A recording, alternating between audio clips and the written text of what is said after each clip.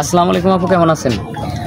আলহামদুলিল্লাহ ভাইয়া, ভালো আছি। আপনারা ভালো আছেন? আলহামদুলিল্লাহ, আমরা সবাই ভালো আছি। তো আমাদের এখানে যে অনুষ্ঠানে আমরা আমাদের ক্যামেরার সামনে আপনি আসছেন, তো আমাদের এখানে নিয়মিত যারা দর্শক আছে বা নতুন দর্শক আছে সবাই আপনার জীবনের গল্প শোনার জন্য অপেক্ষা আছে। বলুন আমাদের ক্যামেরার সামনে আপনার কথা খুলে বলুন। আমি আজ অনেক দিন যাবত ভিডিও করতেছি, কিন্তু আমি এরকম কোনো ভালো মনের মানুষ পাই নাই। তো অসহায় গরিব বিদায় এই কারণে কোনো ছেলের আগায় আসে না। যদি আমার বাবার ধন দৌলত টাকা পয়সা সব থাকতো, অবশ্যই ছেলেদের জন্য আমার মা বাবা আমাকে ঘরে রাখতে পারতো না। আর এখন একটা ছেলের জন্য এই সব জায়গায় আইসা আমি আমার লাইফের সব ঘটনায় মিডিয়াতে আইসা আমি তুলে ধরছি। সব কিছু জেনে শুনেও আমাকে তারা বিয়ে করতে চায় না বা আমার লাইফে আসার জন্য কেউ আগ্রহী না। অনেক অনেক মেয়েরা আছে যাদের লাইফের সব ঘটনা লুকিয়ে রেখে বিয়ে করে। আমি তো ওরকম না, আমি মেয়েরে আসছি, আমার লাইফের সব সত্য ঘটনা বলছি, আমার বাবা কি করে তাও বলছি। সব কিছু জানা সত্ত্বেও কোনো ছেলে আসে না।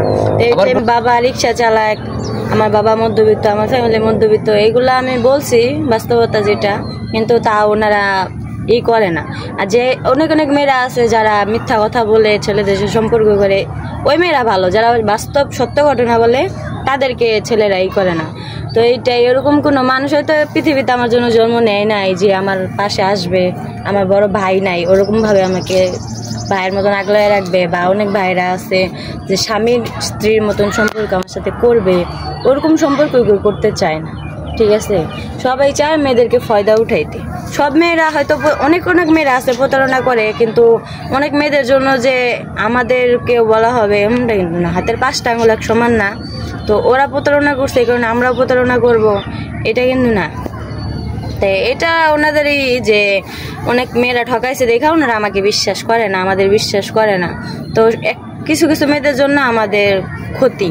তো যাই হোক, আমি চাই একটা ভালো মনের মানুষ, সে যদি বিবাহিত হয় আমার কোনো সমস্যা নাই, তার বয়স যদি বেশিও হয় আমার তাতেও কোনো সমস্যা নেই। আমি তার টাকা পয়সা বাড়ি গাড়ি কিছুই চাই না। আমি একটা ভালো মনের মানুষ চাই, সারা জীবন পাশে থাকতে চাই, তার হাতে হাত রেখা যাতে আমি সারাটা জীবন পার করতে পারি, সেরকম একটা মানুষ চাই। আমার ভুল হলে সে ধরায় দিব, তার ভুল হলে আমি ধরায় দিব, এটাই তো, তাই না? তো ভালোবাসাটা সবচেয়ে বেশি ইম্পর্টেন্ট। আমি একটা ভালোবাসার মানুষ চাই, আর কিছুই চাই না। যে আমাকে ভালোবাসতে পারবে, আমার সর্বস্ব দিয়ে আমি তাকে আগলায় রাখবো, ভালোবাসবো। তার ফ্যামিলিকে আমি আমার ফ্যামিলির চেয়েও বেশি করার চেষ্টা করবো। আমি এরকম একটা মানুষ চাই। আচ্ছা, আমরা চেষ্টা করবো আপনার ভিডিওটা পাবলিক করার পর হয়তো অনেকে নক করবে, তো আপনার কোনো পার্সোনাল ফোন নম্বর যদি থাকে তো দিতে পারেন, সরাসরি আপনার সাথে যোগাযোগ করবে। না ভাইয়া, আমার পার্সোনাল কোনো ফোন নাই। আমার মার একটা সেলাই মেশিন ছিল, আমার একটা ফোন ছিল।